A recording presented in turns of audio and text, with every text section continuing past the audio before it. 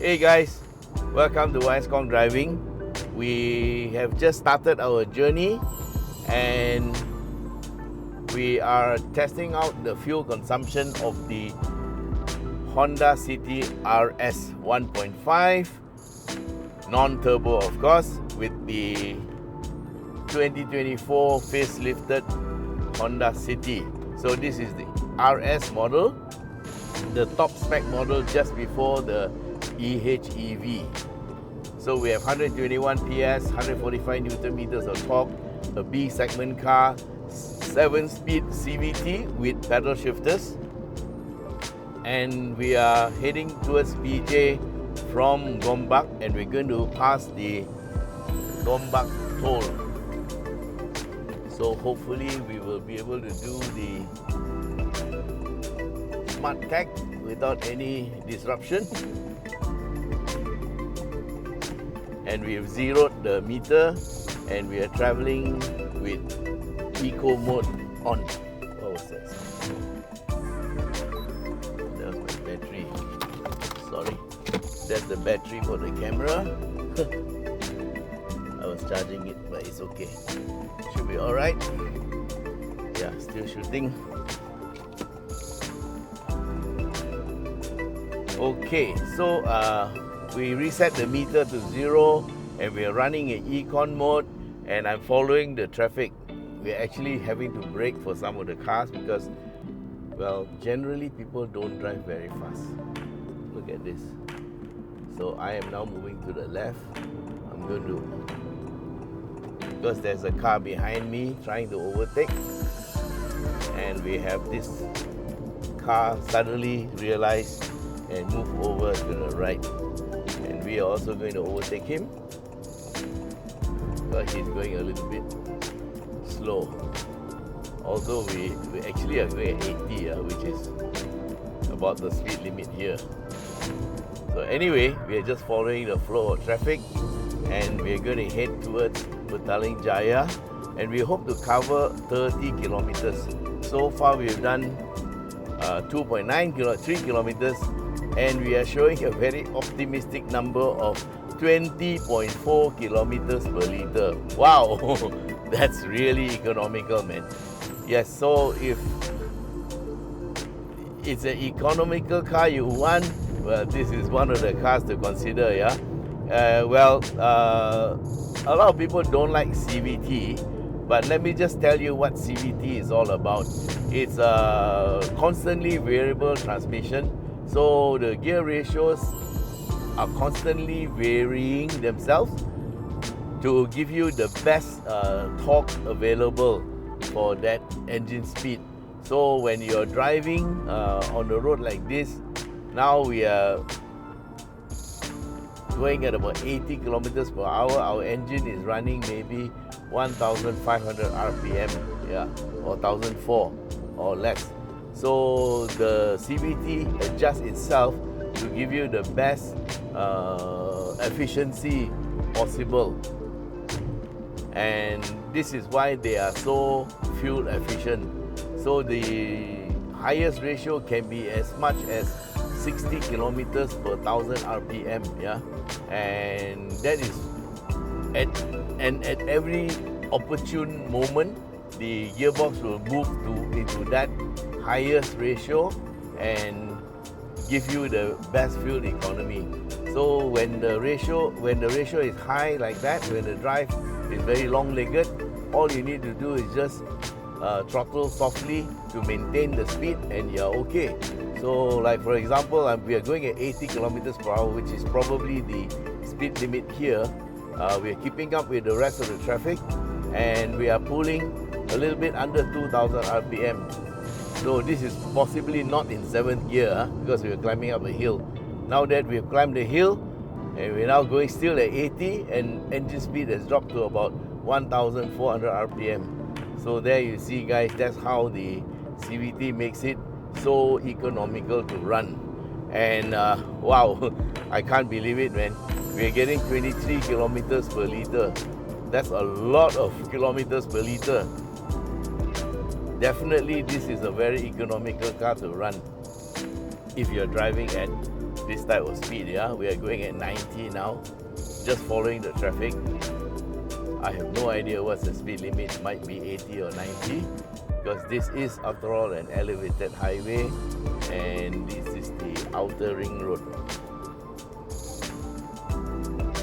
So we are going along the road heading towards Kepong side, and from there we will join the LDP to get back to PJ. Hopefully we can get 30 kilometers out of it.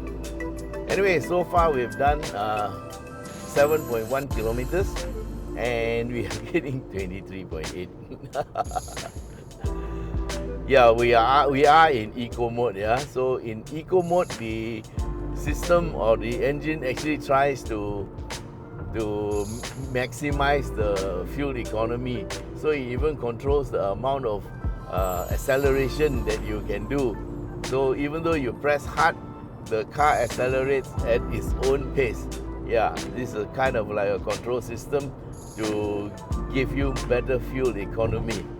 And okay, just now it was 23.8. Now because we're climbing the hill, we're getting 23.0. It dropped. Yeah. So anyway,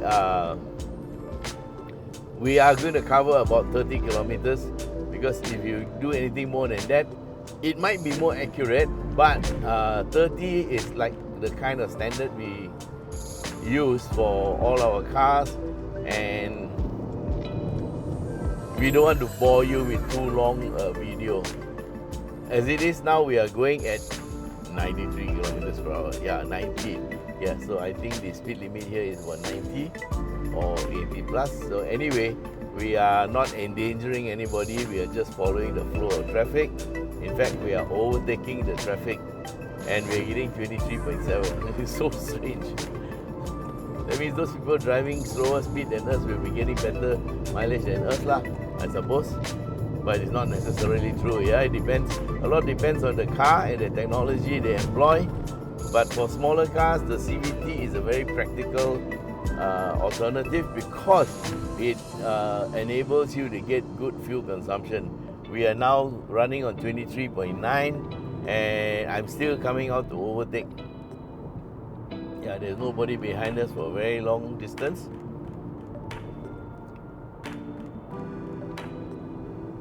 We have 24, oh my goodness, 24 kilometers per liter. This is... Okay, having said that, the instruments and the speedometer and the odometer all come from the car maker, in which case it's Honda, yeah? So it is calibrated by them and fitted by them.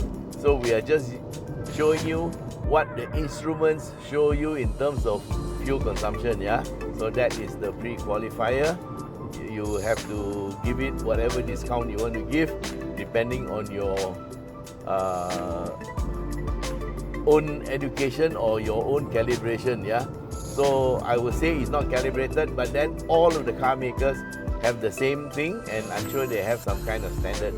However, I've seen anything from 3 to 5% variances, yeah? And some of the cars have given me 10% variance when we do full tank to full tank test. That means the actual, based on the amount of fuel put in versus what is shown on the meter or instruments. Anyway, because of the slight distraction and driving up the hill, it has dropped down to 23.5. So that means we are getting range between 23 to 24, and that is what this car is getting when you're driving at this type of speed in this type of road conditions. We haven't actually been delayed or blocked by anybody, so it's just plain highway run at a reasonable speed. But this is what you could be doing too if you are driving under such similar conditions. Be assured that you are getting this type of fuel consumption. You can always check it yourself lah, you know. So now we are showing again, it has gone back to 23.9. Will it hit 24? I doubt it, because we are climbing up a hill. So your overall fuel consumption is always a result of your driving habit, your car technology, your gearing, your tires, you know, how much drag they are getting, and also traffic conditions. So there was somebody who asked me, you go and drive in a traffic jam, then you tell me what's the real consumption. Now that is rubbish, okay? When you test fuel consumption, you test what the car is capable of doing, not get stuck in a traffic jam. Then all cars will be the same. Because you get stuck for 1 hour and you use 2 liters and you run 1 kilometer, you are running half a kilometer per liter of fuel. So it doesn't make sense to do a fuel consumption test in a traffic jam, okay? So this is to reply to those who made those type of comments. They are not very friendly comments. It's just, we always get people like that who really have nothing better to do than to criticize others, even though they have no idea what they are talking about. Okay, so there, I've done my rant. Okay, so, but for those who appreciate it, we are actually showing you what the car can do, yeah? And I would like to report, we have now got 24.4 kilometers, wow, per liter, 24.6, that's a lot. And we have now traveled for 14.7 kilometers. So let's see how we can get 30 kilometers. If I turn back to Petaling Jaya now, there's a good chance that we will not hit 30. 15. Okay, never mind. We'll just run around PJ area if necessary. So now we are weaving through to the left lane to take the exit to the LDP, and we'll head back towards PJ on the LDP road. And if we get too near my house before we get 30 kilometers, we will deviate accordingly. Yeah, or take a longer route home. Yeah. So what do we have now? We have 24.7 kilometers per liter. So do we really need a hybrid? If you want to drive like this, slowly like this, you get such good fuel consumption. So we don't know whether we really need a hybrid. Of course, hybrid is very good when you have stop and start conditions in the city, and it will consistently give you very good fuel consumption because of the regeneration, that charges up your batteries, and then your battery will power the car. So there are merits to the hybrid system, especially in city driving. So mind you, if this car got stuck in a traffic jam, it will be just burning fuel. Whereas for a hybrid, you have the battery that is there, and the engine shuts off, the battery helps to run the car. And then if the battery runs down, then the engine will start. But for outstation, I think the normal car can be as economical as a hybrid, because when you go on the highway for long periods of time, there is very little regeneration. So you have to constantly burn fuel in order to move your car. So hybrids for long distance don't really make any difference. Hybrids in the city environment will give better fuel economy than a normal aspirated engine or a turbo. Okay, so now we are still in eco mode, and I would like to report we have 24.7 kilometers per liter, and we are not going slower. We've been going between 80 to 90. Now it's about 70 plus, and the speed limit is 60 kilometers per hour here, so we have to slow down. And so in fact, going too slow is not good for fuel consumption, because it is not running in top gear. It's running in a lower gear, so it uses more fuel to keep up the speed. Anyway, we are going through the smart tech lane, and this time we are very lucky. The one in the next lane is got a car stuck in it. Okay, so I'm happy to report we have 25 kilometers per liter, but it just dropped back to 24.9. So one thing's for sure, this Honda City is very, very economical. So it doesn't matter if you don't like to drive fast. It doesn't matter if you complain about the CVT making a lot of noise going up the hill. It does matter that you can get good fuel economy if you have this car. So anything above 20 is like a bonus lah. In fact, anything above 15 or 16 is already a bonus. So in order to get 15 or 16 kilometers per liter will be easy peasy with this car, man. Look, the way we are driving now, we got 24.7. So if you are not in a hurry, when you're driving on the highway like in PJ like this, along the LDP, what you do is you put your car into eco mode or econ mode, and then you just drive like everybody else. Don't be too ambitious with the throttle, just drive it like normal, like what we are doing now, which is very normal. You look at the car in front, I'm keeping with them without any problem. I'm not falling behind, so I'm not like going very, very slow to get maximum fuel economy. I'm just going at a normal speed that people are going, and it looks like it's going to get up into a bit of a traffic jam, but we'll take that in our stride too. We have now 24.9, 25 again. Okay, we managed to hit 25 kilometers per liter, and I'm coming out to overtake. Economy test, and you're overtaking cars now. That's a real, really peculiar thing to do, right?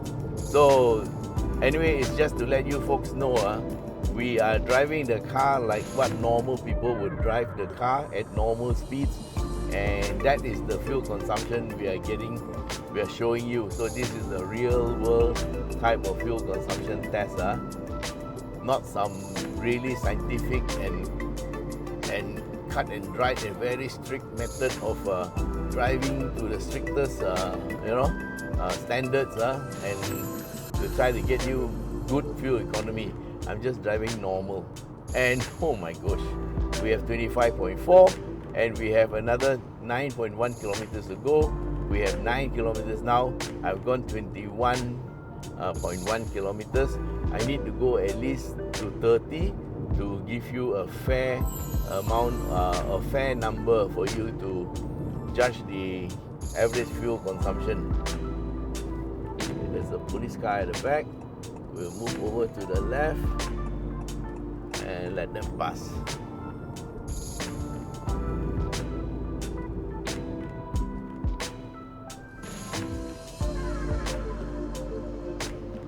Okay, we have 25.5. Okay, we'll just stay in this lane for a while. We are going at 76 kilometers per hour, which is following the traffic. Traffic is going about 80. Okay, we have to brake. And after this motorbike, we will move out, yes. It will suffer a bit. We have 25.8 and going up the slope, so it may go down a bit, but we've done 25 kilometers, so the average, it will average out, Okay, it's dropped to 25.7, but this is crazy, man. 25.7 is something I haven't seen for a very, very long time. Okay, it's dropped to 25.5, so this is what you call a very reasonable number. 25.3.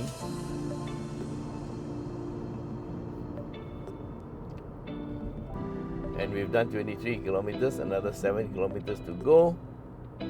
So it looks like we'll finish somewhere near SS4 if we go along this highway in this traffic. And it looks like it's going to be quite jammed.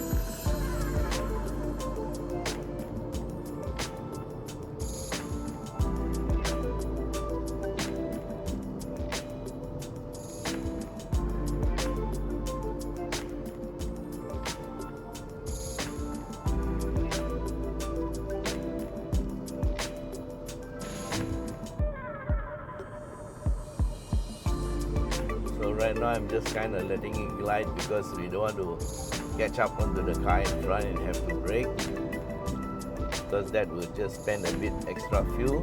Now I'm going to accelerate a bit, go up this slope. we are showing 25.7. It should drop down to about 25.5 or 25.4. Yes, because of this slope, but we are still above 25. My gosh. Okay, we have 24 kilometers on the clock. We have another 6 kilometers to go, and we are still showing 25.4, which is really fantastic, man.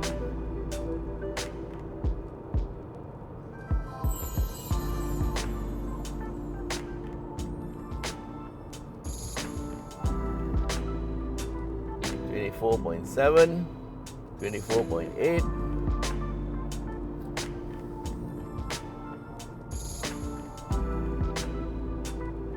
Okay, we've done 25 kilometers, and that means we have used just under 1 liter of fuel from Gombak until here. Fantastic. And we have 25.6. Okay, so just about now we are using up 1 liter of fuel.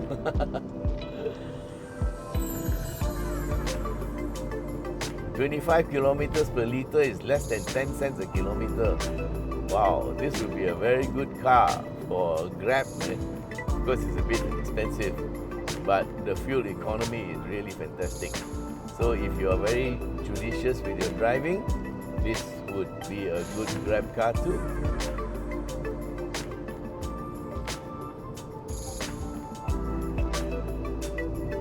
Okay, we have done 26 kilometers.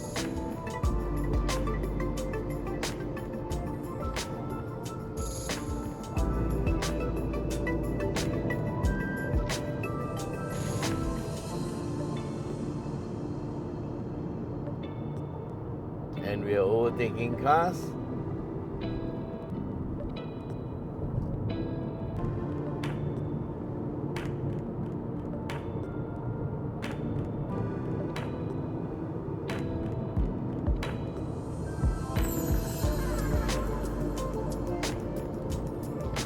We have cars coming up behind, quite a distance away, but we just move over. And we have 25.8, and we've done 27.2 kilometers. 26 kilometers per liter. My gosh, this is bordering onto the hybrid standard already, you know.